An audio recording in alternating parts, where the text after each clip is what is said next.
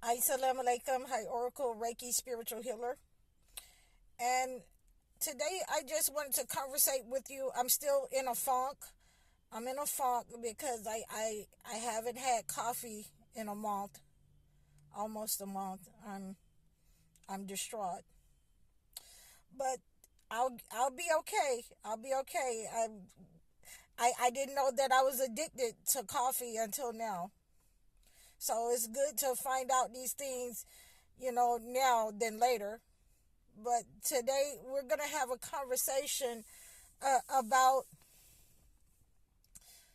some of the food that we eat. Some of the food that we eat is intentionally being made addictive to us. Some of the things that we consume, not just food, but we have become compulsive eaters and compulsive buyers.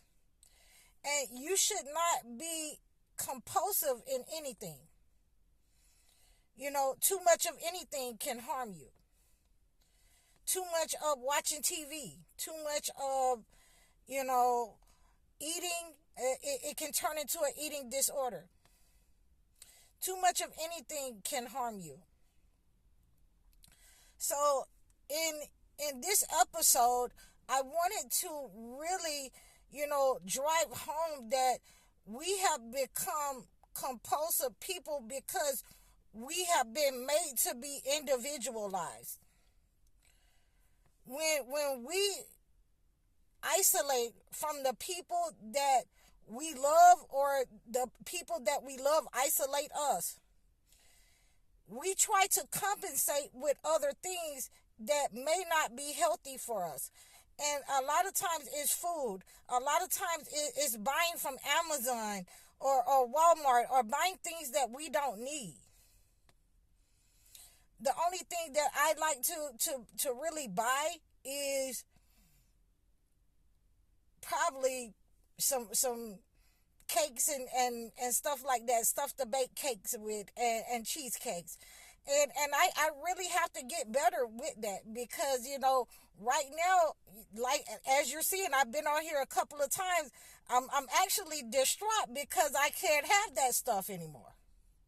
So that brings me to my next topic, my subtopic, that when we have to refrain from doing certain things, our and reset our bodies, we actually feel in our minds and our bodies that it was an addiction.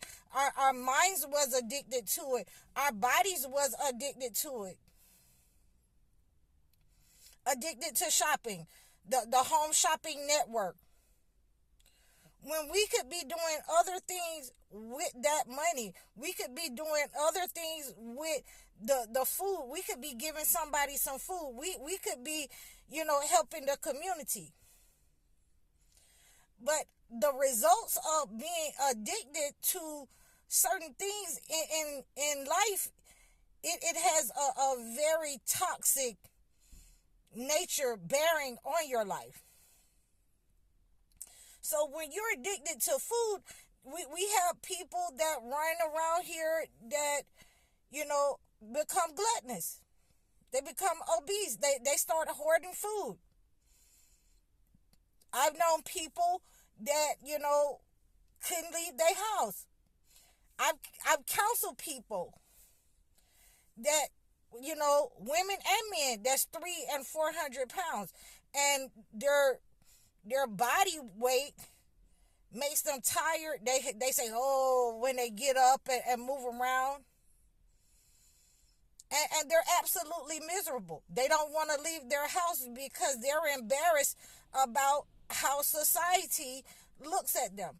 I've known, people, men and women that I've counseled that have gotten divorces, and, they were in such a funk and so depressed after getting a divorce from their husband or their wife, and they became compulsive shoppers, hoarders, where they just buy stuff and put it in their house and stack it up, and to a point where they were embarrassed to let somebody in. So we have two different extremes. There should be no extremes in your lifestyle. It says in the Holy Quran, there should be no extremes in religion. But you should not be extreme in anything in life. You should seek to find a just balance in life. That your eating habits, your shopping, your consuming, what you watch. We should not be sitting up all day watching TV all day, anything, the news, Jerry Springer, whatever it is, I don't like to do celebrities, so I try to stay away from that, but I do have some that I would like to, spiritually heal. We should have a just balance in life with our habits, with the things that we do. Healthy things that we do. Healthy people and things that we engage in. The way that we engage in anything in life. Food, drink. We should not just be buying stuff because we're lonely. You should, on the other hand, be asking yourself, why am I lonely? You should be praying when you're lonely. There are a lot of things that we need to work on, because if anything disastrous happens, if you lose your house, if you lose all of these things that you hoarded, if you can't eat the way that you once ate, then that becomes, a God in your life. If food is a God in your life, if Amazon and buying everything that you want is a God in your life, then it definitely has consequences to how you react when you lose those things. In the Great Depression, you had people jumping out of windows and off of buildings when they lost all their money.